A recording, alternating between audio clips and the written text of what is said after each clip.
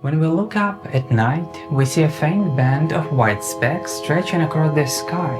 Every one of those specks is a star within our own galaxy. The ancient Greeks imagined this glow as a spilled drop of milk and named it Galaxias, meaning Milky, the Milky Way.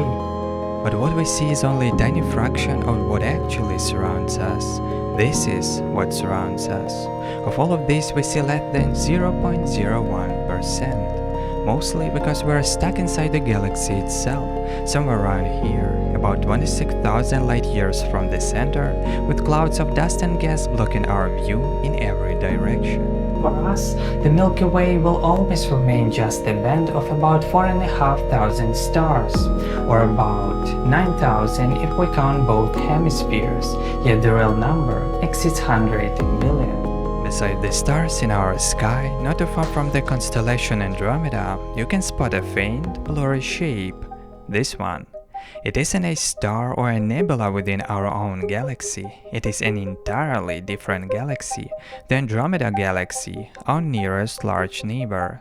It isn't just passing by, it is headed toward us at about 110 kilometers per second, which is nearly 100 times faster than a bullet. Currently, we view it from a distance of 2.5 million light years. In 2 billion years, people will see this.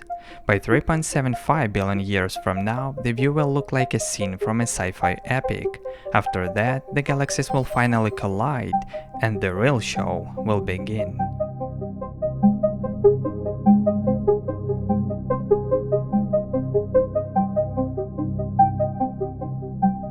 But what will we feel here on Earth?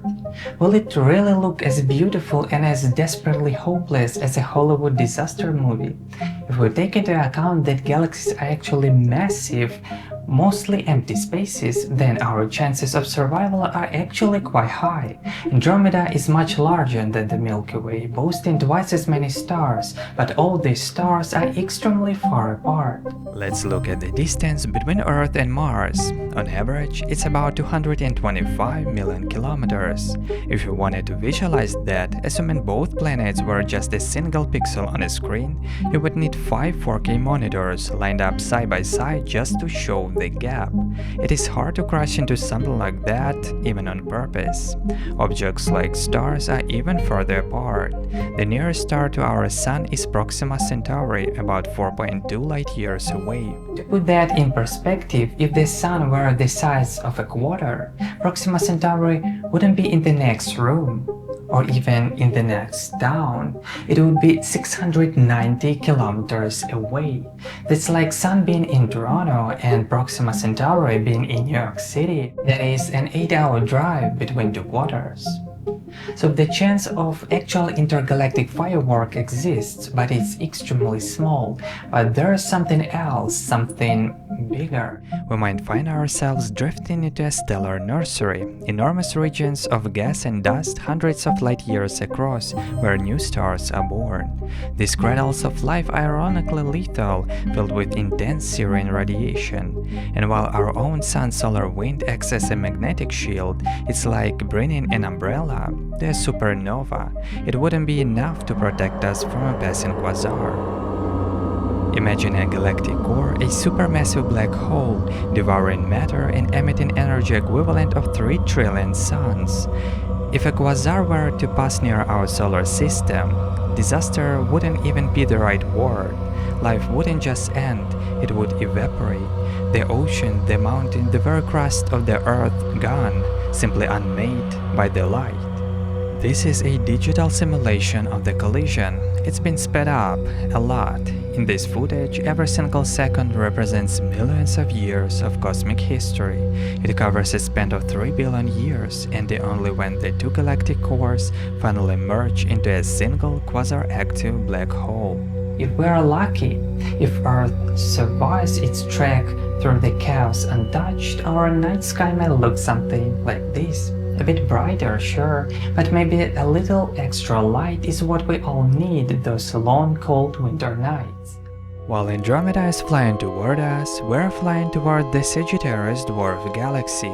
It used to be much larger, but after two massive accidents with the Milky Way, most of its stars were stripped away, absorbed into our own.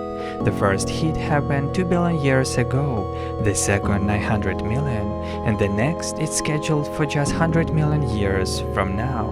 It will be the third and the final act from the Sagittarius Dwarf. After that, it won't be a neighbor anymore. But what about us? Will our solar system be affected by all these cosmic pileups? Maybe. Or maybe not. During the hit and run with the Sagittarius Dwarf and even then eventual merger with Andromeda, we actually have a very good chance of survival physically intact. But survival comes with a twist. During the chaos of a collision, our solar system could be gravitationally slammed right out of the galaxy. It would be a lonely party, sure, but the strange thing is we wouldn't even notice we were being evicted. You see, we revolve around the Sun. It's our local gravitational anchor.